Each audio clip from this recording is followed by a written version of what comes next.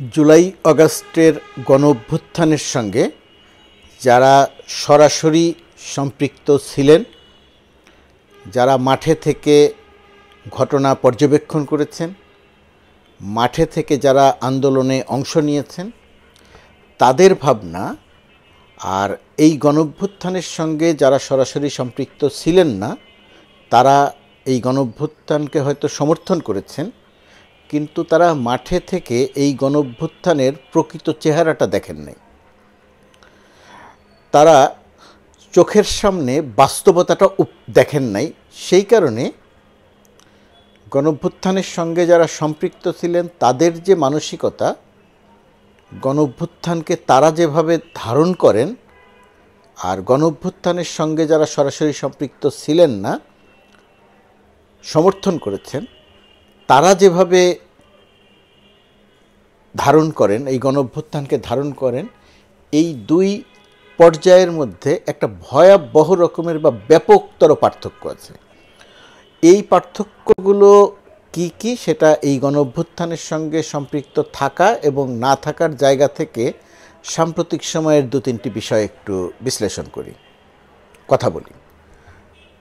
ধরুন, যারা এই গণঅভ্যুত্থানের সঙ্গে সরাসরি সম্পৃক্ত ছিলেন, যারা সামনে থেকে আন্দোলন করেছেন, নেতৃত্ব দিয়েছেন, ঝুঁকি নিয়েছেন, যে কোনো সময় তাকে তুলে নিয়ে যাওয়া হতে পারে, যে কোনো সময় তাকে হত্যা করা হতে পারে, অথবা তিনি রাজপথে ছিলেন, তার পাশে যে সহকর্মী ছিল সেই সহকর্মীকে গুলি করে হত্যা করা হয়েছে, কুপিয়ে জখম করা হয়েছে, এটা যারা দেখেছেন, একটা একেবারে মাঠে থেকে দেখেছেন, আরেকটা তারা একটু দূর থেকে দেখেছেন, কিন্তু দেখেছেন, চোখের সামনে দেখেছেন। এই যে দেখা, এই দেখাটা যাদের ভেতরে আছে, তাদের কাছে পলাতক খনি শেখ হাসিনার মূল্যায়নটা একরকম। আর যারা মাঠে থেকে গণঅভ্যুত্থান দেখেননি, গণঅভ্যুত্থানের সঙ্গে সম্পৃক্ত ছিলেন না কিন্তু সমর্থন করেছেন, তাদের কাছে পলাতক খনি শেখ হাসিনার মূল্যায়নটা আরেক রকম। গণঅভ্যুত্থানের সঙ্গে যারা সরাসরি সম্পৃক্ত ছিলেন, যারা গণঅভ্যুত্থান করেছেন, যারা রক্ত দিয়েছেন, যারা আহত হয়েছেন, তারা শেখ হাসিনাকে ওই ডাস্টবিনের সঙ্গে শেখ হাসিনার ছবি অথবা এর চেয়ে ভয়াবহ, অসম্মানজনক বা দৃষ্টিকটুভাবেও যদি শেখ হাসিনাকে উপস্থাপন করা হয়, তাদের কাছে এটা খুব একটা খারাপ লাগে না। খারাপ না লাগার কারণটা হচ্ছে তারা শেখ হাসিনার ওই দানবীয় চেহারাটা সামনে থেকে দেখেছেন। শেখ হাসিনা কীভাবে মানুষ হত্যা করিয়েছেন সেটা তারা দেখেছেন। এই কারণে শেখ হাসিনার ওই দানবীয় চরিত্রটা যখন উপস্থাপন করা হয়, তাকে যখন অপমান বা অসম্মান করা হয়, তখন ওই সরাসরি মাঠে যারা ছিলেন তাদের ভেতরে আলাদা কোনো প্রতিক্রিয়া তৈরি হয় না, এমন যে এই কাজটি হয়তো করা ঠিক নয়। কারণ তাদের বিক্ষুব্ধতা এতটাই বেশি যে শেখ হাসিনাকে যতভাবেই অপমান বা অসম্মান করা হোক না কেন, তাদের ভেতর ওই প্রতিক্রিয়াটা তৈরি হয় না যে এই কাজটি ঠিক হচ্ছে না। তারা এর চেয়েও বেশি কিছু হয়তো দেখতে চান। এটা একটা মানসিকতা। আর গণঅভ্যুত্থানকে যারা দূর থেকে দেখেছেন, গণঅভ্যুত্থানের সঙ্গে যারা সরাসরি সম্পৃক্ত ছিলেন না, গণঅভ্যুত্থানকে সমর্থন করেছেন, শেখ হাসিনার বিরুদ্ধে অবস্থান নিয়েছেন, মানুষ হত্যা করার সংবাদ দেখে কষ্ট পেয়েছেন, কিন্তু তারা সামনে থেকে দেখেন নাই। তারা যখন শেখ হাসিনাকে অসম্মান করতে দেখেন, ওই যে ডাস্টবিনের সঙ্গে শেখ হাসিনার ছবি, শেখ হাসিনার ছবিতে জুতা নিক্ষেপ, এই ঘটনাগুলো দেখেন, তখন তাদের ভেতরে প্রতিক্রিয়া হয় এরকম যে না, এই কাজটা করা ঠিক নয়। কেন এরকম করা হবে? একজন মানুষকে কেন এরকম করে অসম্মান করা হবে? বা সরকারি গুরুত্বপূর্ণ কোনো একজন মানুষ যখন শেখ হাসিনার ছবি সম্বলিত ডাস্টবিনে ময়লা ফেলছেন, তখন আমাদের ভেতর থেকে একটা প্রতিক্রিয়া তৈরি হয় যে না না না, এটা তো ঠিক নয়, এটা কেন করবে? আমরা বলি অনেকেই এটা তো করবে। কিন্তু আমাদের এই যে দুই প্রকৃতির দেখা, এই দেখার মধ্যে যে ব্যাপক পার্থক্য, সেই জায়গাটিতে একটা সমস্যা তৈরি হচ্ছে। সমস্যাটা তৈরি হচ্ছে গণঅভ্যুত্থানের পক্ষের শক্তির মধ্যেই দুই রকমের মানসিকতা তৈরি হয়ে যাচ্ছে। সেটাকে আপাত দৃষ্টিতে একটা বিরোধাত্মক ব্যাপার মনে করা হচ্ছে। এইটা সমাজে, এইটা সরকারের জন্যে, গণ অভ্যুত্থানের পক্ষের শক্তির জন্যে কাজটি ঠিক হচ্ছে না। ধরেন সরকারের কোনো একটা ছোটোখাটো ত্রুটি, একেবারে ছোটোখাটো ত্রুটি, সেটাও প্রমাণিত হয়নি যে এই ত্রুটিটা হয়েছে, তারা করেছে, সেরকম একটা সংবাদ যখন প্রকাশিত হচ্ছে, তখন নাগরিক সমাজের মধ্যে এবং গণ অভ্যুত্থানের পক্ষের শক্তির মধ্যেই একটা ব্যাপক প্রতিক্রিয়া হচ্ছে যে এটা তো হওয়া ঠিক নয়, কেন এটা হবে, এই বৈষম্য বিরোধী আন্দোলন যারা করলো তারা কেন এরকম একটা কাজ করবে। এই প্রত্যাশাটা একদম সঠিক, প্রত্যাশার সঙ্গে আমিও একমত যে এই প্রত্যাশাটা আছে, তাদের এই প্রত্যাশার মূল্য দিতে হবে, কোনো অবস্থাতেই তাদের কোনো লাইনের বাইরে যাওয়া যাবে না, লাইনে থাকতে হবে, এটা আমি সম্পূর্ণরূপে একমত। কিন্তু এটাও ঠিক যে একটা গণ অভ্যুত্থান সংগঠিত হয়েছে, রক্ত দিয়ে যারা আন্দোলন সফল করেছে, তাদের কাছ থেকে সবসময় এত ন্যায্যতা প্রত্যাশা করাটা সম্ভবত ঠিক নয়। এই ঘটনাগুলো যখন ঘটছে, নিজেরা যখন তর্ক বিতর্ক আলোচনা করা হচ্ছে, সেই আলোচনাটার সুযোগ একদল নিচ্ছে যারা, আমি ওইভাবে কথাটা বলি না যে যারা সরকারের সমালোচনা করবে তাদেরকেই বলবো যে আওয়ামী লীগের দোসর, পলাতক খুনি শেখ হাসিনার দোসর, ওইভাবে বলতে চাই না। কিন্তু একটা অংশ যারা সরকারের দোষ ত্রুটি ধরার চেষ্টা করছেন, তারা কিছু জিনিস ভুলে যাচ্ছেন যে গণ অভ্যুত্থানের মধ্য দিয়ে সরকার এসেছে, একটা এত রক্তাক্ত গণ অভ্যুত্থান সংগঠিত হয়েছে, এই রক্ত যারা দিয়েছে তাদের বিক্ষুব্ধতা দূর হবার জন্যও যে সময় দরকার, তারা এই সময়টা দিতে রাজি নয়। তারা সরকারের কাছে মনে করছে যে সরকার দায়িত্ব নিয়েছে, আজকে দায়িত্ব নিয়েছে, কালকেই সব সমস্যার সমাধান করে দিতে হবে। সাধারণ একজন মানুষ যা ভাবছেন, কথা যারা বলছেন, তারাও ঠিক একই রকমভাবে চিন্তা করছেন, যে কারণে সমস্যাটা ক্রমশ আরও জটিল হয়ে যাবে। এখন সরকারের যারা সমালোচনা করছে তাদের বিরুদ্ধে সরকার যদি কথা বলতে যায়, তাহলে বলা হবে যে এই দেখেন মত প্রকাশের স্বাধীনতা নেই, কথা বলতে দেয়া হলো না। আবার তারা যে অত্যন্ত অযৌক্তিকভাবে সরকারের সমালোচনা করে সরকারের বিরুদ্ধে একটা প্রোপাগান্ডার অংশ হচ্ছে, সেটা আবার সরকারের জন্য সহ্য করা কঠিন হচ্ছে, তারপরে সরকারকে সহ্যটা করতে হচ্ছে।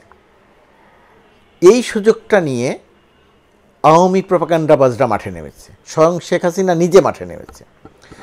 যখন আমরা সরকারের কিছু একেবারে পরিচিত মুখ যখন সরকারের খুঁটিনাটি প্রতিটি দিক নিয়ে সমালোচনা করছেন, এবং যেটা সমালোচনা করার মতো নয় সেটাও নিয়েও সমালোচনা করেন, তার অধিকার আছে, আমার সেটা নিয়ে কোনো বক্তব্য নেই, সমালোচনা করেন। কিন্তু খেয়াল করে দেখবেন যে শেখ হাসিনা শুরুতে কথা বলেছে, মাঝখানে কথা বলা বন্ধ ছিল, আবার সে কথা বলতে শুরু করছে, গত একদিন দুই দিন আগে সে আবার কথা বলেছে। এমন একটা জায়গায় কথা বলেছে, ধরেন মানে কি অশ্লীল অপরাধী যে চক্র, শেখ হাসিনার যোগাযোগটা সেই চক্রের সঙ্গে, শেখ হাসিনা সেই চক্রের আড্ডায় গিয়ে কথা বলছে। সেখানে কি কথা বলছে? শেখ হাসিনা যা করেছিল তার সব ঠিক, শেখ হাসিনা শুধু ভালো করেছিল, শেখ হাসিনা প্রচুর অর্থ রেখে গেছিল, শেখ হাসিনা ব্যাংক ভর্তি টাকা রেখে গিয়েছিল, দেশের উন্নতি করে গিয়েছিল, মানুষের উন্নয়ন করেছিল, রোজগার বাড়িয়েছিল। এবং তা সে দুইটা কথা বলছে খুব গুরুত্বপূর্ণ এই সমস্ত বাইরের। একটা কথা হচ্ছে আওয়ামী লীগের অপরাধটা কী, আমাদের অপরাধটা কী, এইটা সে বুঝতে পারছে না। আরেকটা হলো প্রতিশোধ নিব, শাস্তি দিব, শিক্ষা দিব। এবং শেখ হাসিনা যে মানসিকতা নিয়ে 1 থেকে 2000 মানুষকে হত্যা করেছিল, শেখ হাসিনার সর্বশেষ কথা শুনলে বোঝা যায় শেখ হাসিনা যদি আবার সুযোগ পায় 1 লক্ষ থেকে 2 লক্ষ মানুষ হত্যা করতেও তার একটুও হাত কাঁপবে না। শেখ হাসিনা এই কথাগুলো বলছে, সে কি করবে? শেখ হাসিনার এই যে দানবীয় হুমকি, এই হুমকি নিয়ে এই যে যারা সরকারের সামান্য দোষ ত্রুটি খুঁজে বের করছে, তারা অতটা সোচ্চার নয়। খুবই মজার ব্যাপার, কিন্তু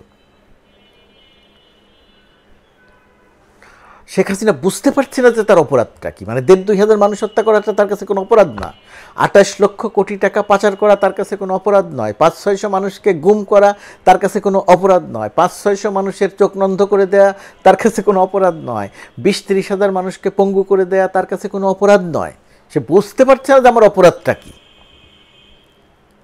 এই যে বুঝতে না পারাতে তার অপরাধটা কি, এই মানসিকতা নিয়ে সে তা আবার রাজনীতিতে ফিরে আসতে চাইছে। এবং আওয়ামী লীগের ওই যে বললাম অশ্লীল প্রপাগান্ডাবাজ এবং অপরাধী চক্রের সঙ্গে তার সম্পৃক্ততা তৈরি হয়েছে। ধারণা করা হচ্ছিল ভারত হয়তো তার সঙ্গে আর কথা বলতে দিবে না, এইভাবে বাংলাদেশ বিরোধী প্রোপাগান্ডা চালাতে দিবে না, কিন্তু বোঝা যাচ্ছে যে ভারতের সঙ্গে বাংলাদেশের সম্পর্কের যে ওঠানামা করবে, সেই সম্পর্কের ওঠানামার সঙ্গে ভারতও শেখ হাসিনাকে ব্যবহার করবে, পলাতক খনি শেখ হাসিনাকে ব্যবহার করবে, এবং তার অংশ হিসেবেই শেখ হাসিনাকে আবার কথা বলতে দিচ্ছে। তার মানে হচ্ছে সমস্যাটা দ্রুত সমাধান হচ্ছে না। এই ক্ষেত্রে এখন করণীয় কী? এই ক্ষেত্রে একটাই করণীয়, নিজেদের ঐক্যটা ধরে রাখা। ঐক্য ধরে রাখার ক্ষেত্রে কি করা দরকার? রাজনৈতিক দলগুলোর সঙ্গে বিরোধাত্মক জায়গাতে না যাওয়া সরকার এবং বৈষম্য বিরোধী ছাত্র আন্দোলনের। যে লাল অর্জন শিক্ষার্থীরা, ছাত্র জনতা অর্জন করেছে, ওই লাল এমনি এমনি হয় নাই, মানুষের রক্তে, ছাত্র জনতার রক্ত দিয়ে লাল হয়েছে। সেই লাল যে অর্জন করেছে, অসীম ত্যাগের বিনিময়ে অর্জন করেছে। এই লালে যদি কালো দাগ পড়ে, সামান্য একটু কালো দাগও যদি পড়ে, সেটা কলঙ্ক হিসেবে থেকে যাবে। অতি অতি অতি সতর্ক থাকতে হবে। লাল দাগের যে অর্জন, যে ত্যাগের বিনিময়ে অর্জন, কালো দাগ যেন সেটাকে বিসর্জন দিতে না পারে, কালো দাগের কারণে সেটাকে যেন বিসর্জন দিতে না হয়, অত্যন্ত সতর্ক থাকতে হবে। আর যারা গণ অভ্যুত্থান সমর্থন করেন, গণ অভ্যুত্থানকে দূর থেকে দেখেছেন, আপনারা রক্ত দেখেন নাই, যে কারণে আপনাদের ভেতরে ওই মানবিকতার পরিমাণ এখনও অনেক বেশি, সুশীলীয় কথা আপনাদের ভেতরে এখনও অনেক বেশি। আপনাদের একটু কষ্ট করে ওই রক্ত দেয়া মানুষগুলোর কষ্ট, ত্যাগ উপলব্ধি করতে হবে। তারা কতটা ঝুঁকির মধ্যে আছে সেটাকে উপলব্ধি করতে হবে, উপলব্ধি করে কথা বলতে হবে। আর যারা সরকারের দোষ ত্রুটি খুঁজছেন, মানে শেখ হাসিনার পুনর্বাসনের অংশ হয়েছে, অবশ্যই সবাই কথা বলতে পারবেন, কিন্তু শেখ হাসিনাকে পুনর্বাসন করার জন্যে, স্বৈরাচারকে পুনর্বাসন করার জন্যে, স্বৈরাচারের দোষকে গুণে রূপান্তরিত করে দেখানোর জন্যে, গণঅভ্যুত্থানকে কালিমালিপ্ত করার জন্যে যারা উদ্দেশ্যমূলকভাবে ষড়যন্ত্র করবেন, রাষ্ট্রের দায়িত্ব তাদের বিরুদ্ধে কঠোর কঠোর কঠোর ব্যবস্থা নেয়া। মত প্রকাশের স্বাধীনতা আর গণঅভ্যুত্থান বা বিপ্লবকে প্রশ্নবিদ্ধ করার জন্য উদ্দেশ্যমূলক প্রোপাগান্ডা দুটি এক জিনিস নয়। প্রথমত কথা, সেটা সরকারকে পরিষ্কার করতে হবে। দ্বিতীয়ত কথা, তার বিরুদ্ধে কঠোরতম ব্যবস্থা নিতে হবে। শেখ হাসিনার প্রোপাগান্ডার বিরুদ্ধে ব্যবস্থা নিতে হবে, প্রোপাগান্ডাবাজদের বিরুদ্ধে ব্যবস্থা নিতে হবে, এবং যারা একটা নিরপেক্ষ চেহারা নিয়ে সরকারের পতন ঘটাতে চায় এবং সরকার যাতে ব্যর্থ হয় সেই চেষ্টা করতে গিয়ে শেখ হাসিনা বা স্বৈরাচার বা হত্যাকারীর পক্ষ নেয়, হত্যাকারীর পক্ষ নেওয়ার অধিকার কারো থাকা উচিত না। হত্যাকারীর অধিকার, খুনি শেখ হাসিনার পক্ষ নেয়ার অধিকার কারো থাকা উচিত নয়। গণ অভ্যুত্থানের বিরুদ্ধে অবস্থান নিয়ে এই জায়গাটা চিহ্নিত করে একটু ব্যবস্থা নেওয়া দরকার। যদি ব্যবস্থা নেওয়া না হয় তাহলে বিপদ যেমন আসবে। আর আবারও বলি, লাল যে অর্জন, ওই লাল অর্জনে যেন কালো দাগ না পড়ে। আবারও বলি, লাল অর্জনে যেন কালো দাগ না পড়ে। লাল অর্জনের জন্য যে ত্যাগ স্বীকার করতে হয়েছে, কালো দাগ যেন সেটাকে বিসর্জন দিতে না পারে। এই জায়গাটি আমাদের সতর্ক থাকতে হবে। তাহলেই ষড়যন্ত্র করলেও তারা সফল হবে না। শেখ হাসিনা রাজনীতিতে যে অপ্রাসঙ্গিক হয়ে গেছে সেও ফিরে আসবে না। হুমকি দিবে, হত্যার হুমকি দিবে, আন্দোলনের হুমকি দিবে, হরতালের হুমকি দিবে, কোনো কিছুকে সফল করতে পারবে না যদি এই ছাত্র জনতার ভেতরে ঐক্য থাকে। যারা সমস্ত রাজনৈতিক দল এখন আছে তাদের সঙ্গে বিরোধাত্মক জায়গায় না গিয়ে ঐক্যমতের একটা জায়গায় এসে রাজনীতিটাকে সামনে এগিয়ে নিতে হবে, দেশটাকে সামনে এগিয়ে নিতে হবে। কোনো অবস্থায় শেখ হাসিনার জন্যে, ফ্যাসিস্ট আওয়ামী লীগের জন্যে, খুনি শেখ হাসিনার জন্যে স্পেস তৈরি করে দেয়া যাবে না। যারা তৈরি করে দিতে চাইছে তাদের বিরুদ্ধে সরকারের দায়িত্ব, রাষ্ট্রের দায়িত্ব ব্যবস্থা নেয়া, কঠোর ব্যবস্থা নেয়া।